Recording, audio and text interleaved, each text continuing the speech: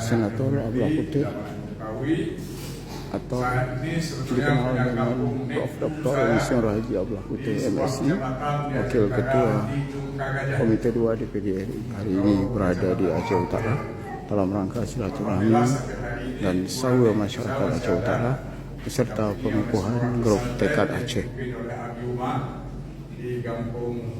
Senator Abdullah Putih dikabarkan akan maju ke DPR RI melalui Partai Nasdem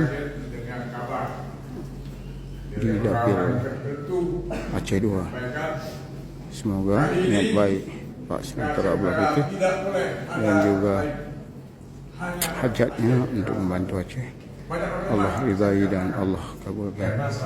Amin ya rabbal alamin. Tarmizi Abi Al-Mukarram. Wassalamualaikum warahmatullahi taala wabarakatuh.